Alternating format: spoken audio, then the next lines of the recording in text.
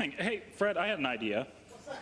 What do you say next Sunday we just move all you guys up here onto the stage? Jerry too? Yeah, Jerry too. We'll even let Jerry come on. You can come too, Jerry. And we'll do a whole big music thing. We'll call it Rock and Roll Sunday, and we'll just make a deal out of it. Okay, let's do it. Does that work? All right.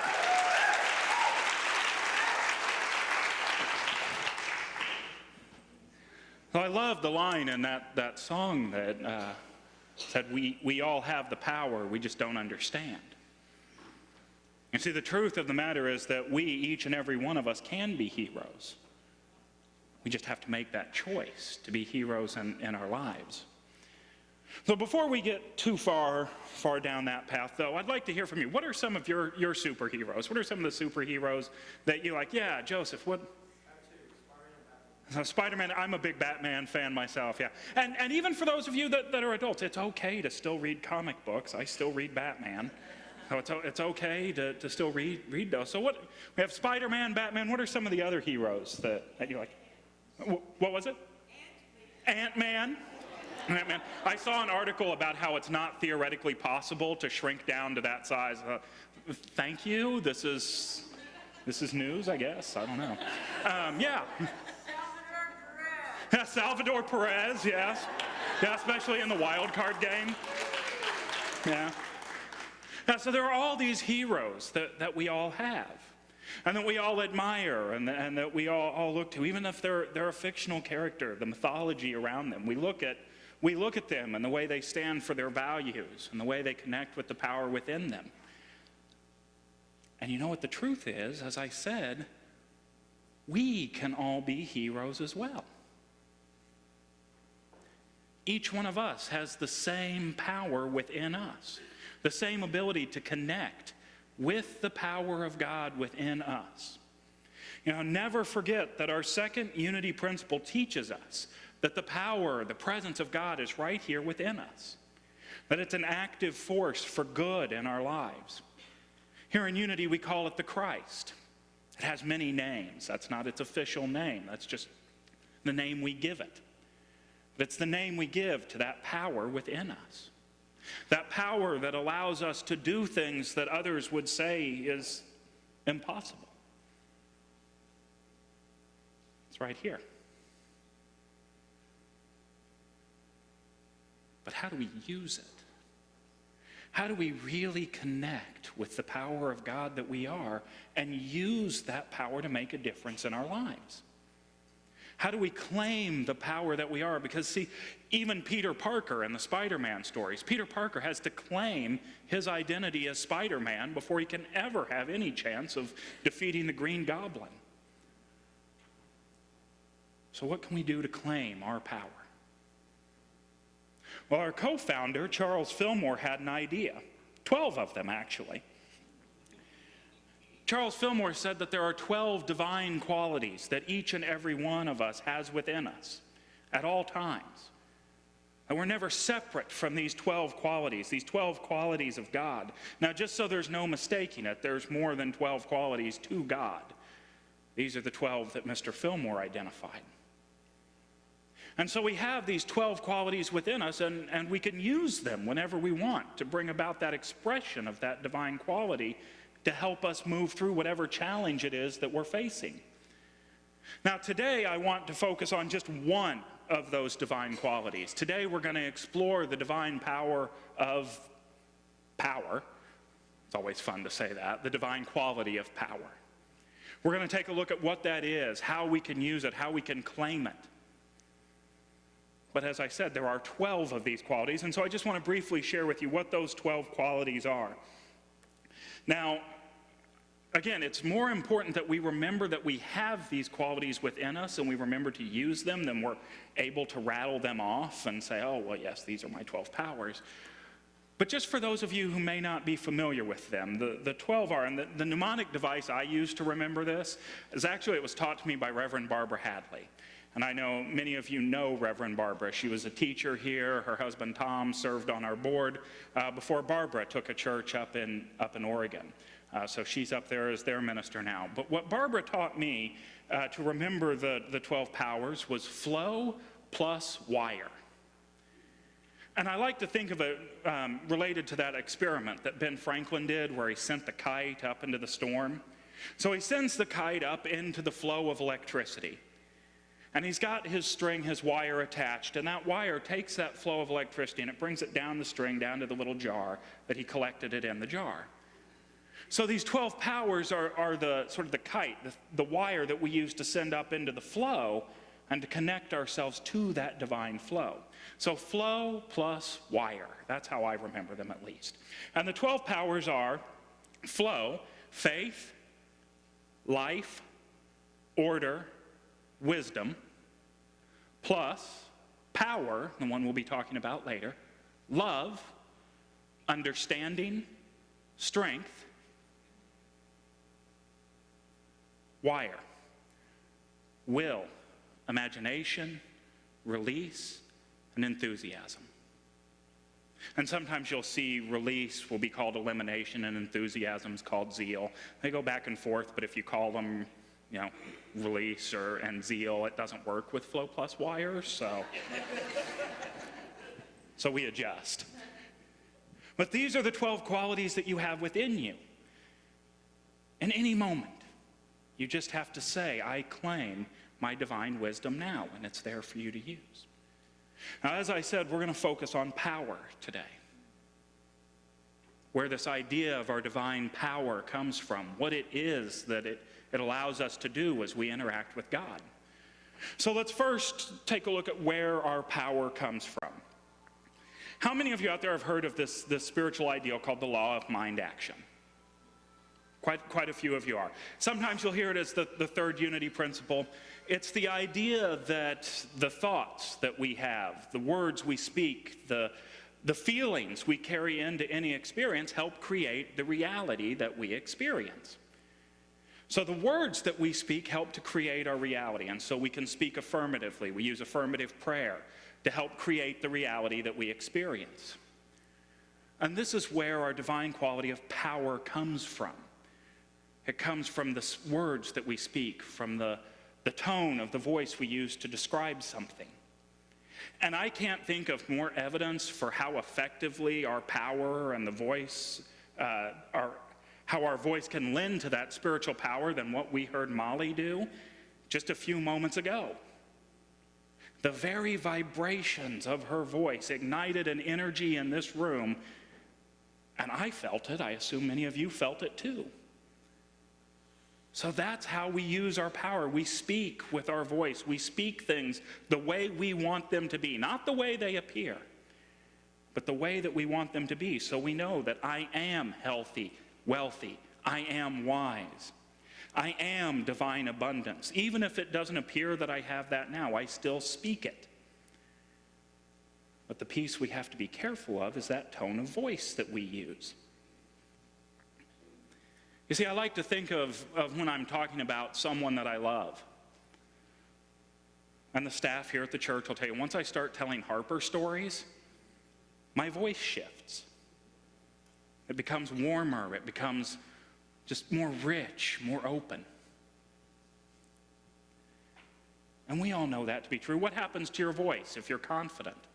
If you're walking into a situation and you're confident in what you're about to say, the tone of your voice changes to match that confidence. What about when you're scared? How does your voice sound then? So we know that the emotions that we feel affect how our voice sounds. But what if I told you it worked the other way around? That the tone of your voice could affect the emotions that you feel. What if I told you that through speaking in a certain tone, through speaking with power, through speaking with love, through speaking with joy, that you could change the way that you're feeling about a certain situation? And that is your divine quality of power. That's the power that each one of us have within us.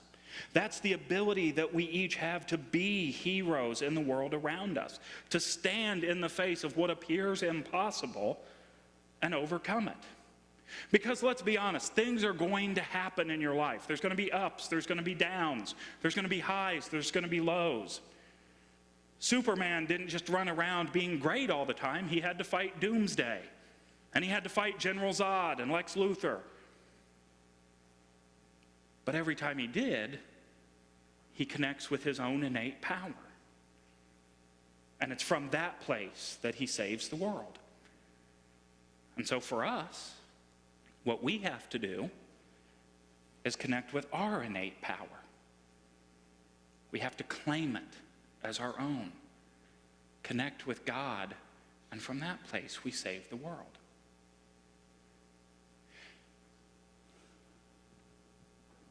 Now, there is something for us to be aware of, and I'm not just coming over here because I think you need to be aware of this, Jerry. I think we all need to be aware of this. This idea of claiming your power, it's actually something that New Thought ministers and teachers have debated on whether or not it's appropriate to teach. This idea that you have power within you and that you can create your experience. Because they have this fear, and let's be very honest, it is a fear, that human, selfish, ego side of our mind is going to go, I know how to use this. I can use this ability that I have to create the way I experience the world to get what I want out of the world. I can use it for my own selfish ambition. And when I was reading about this controversy, the words that Stan Lee wrote for Uncle Ben to tell Peter Parker, who becomes Spider-Man, just kind of rang out in my mind. Remember that scene with Peter and Uncle Ben, and they're sitting there talking, and Uncle Ben says, Peter, with great power comes great responsibility. Each and every one of us has a great power within us. We have a power to lead a life of success, a life of abundance, a life of joy. But we also have the responsibility to use that power in a way that helps further our community, helps further our world, helps further our own connection to God. And so whenever it comes up for me, the idea of, okay, should I do this? I get that guidance that says, go out and give to this place, or go out and volunteer your time here. I always ask myself 3 questions. Whatever the guidance is, I ask myself these 3 questions. The first question I ask is the guidance true? Is it true?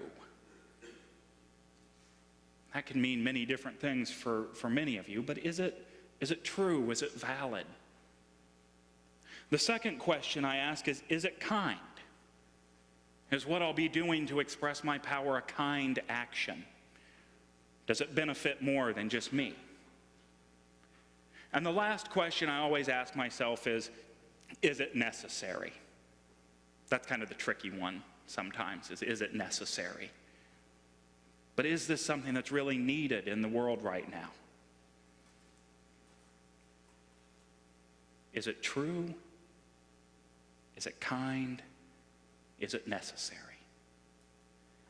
And if the answer to those 3 questions is yes, well, then you can proceed. Now, be careful, because if you're like me, you start arguing with yourself. Is this kind? Well, maybe not really. And then you start trying to debate whether or not, if you're debating and arguing with yourself, the answer is no. But we listen, and we get the answer to those questions, and then we allow that to inform how we proceed.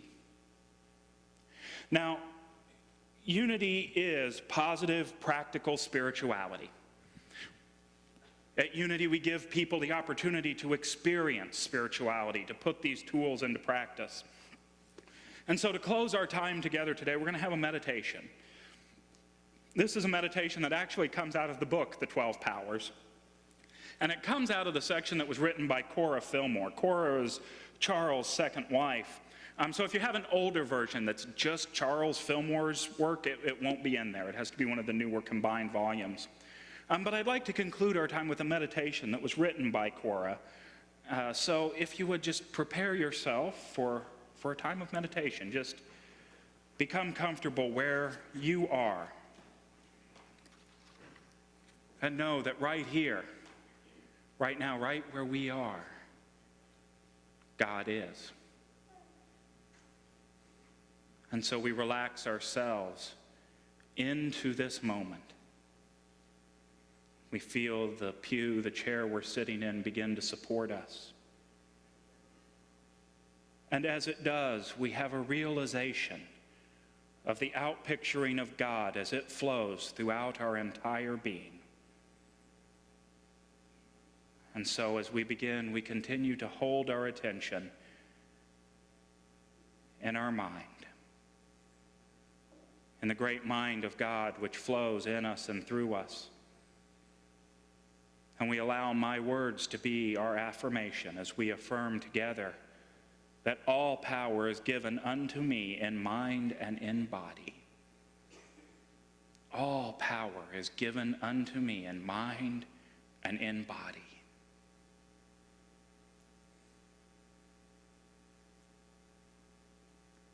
And so we allow that presence to move deeper now within us, to descend itself to our throat, to the location of our vocal power.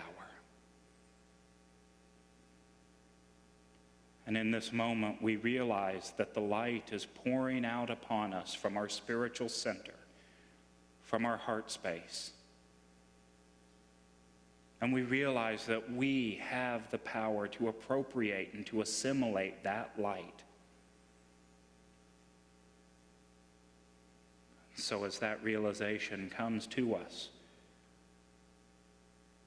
we allow the following words to be our affirmation. Knowing that thy name is Spirit, I know thee as the one all-powerful, all-knowing mind, now giving me full control of all the powers of my being. And so we rest in the truth of that control in just a moment of silence.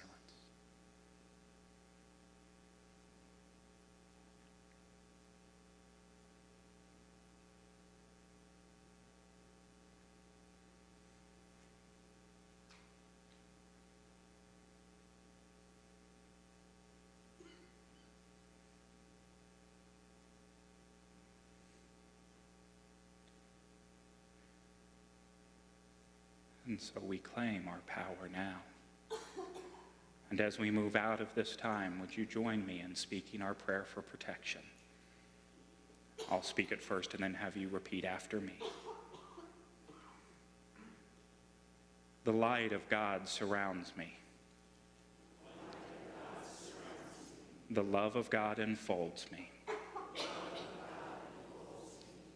The power of God protects me. And the presence of God watches over me. Wherever I am, God is. And all is well. Amen.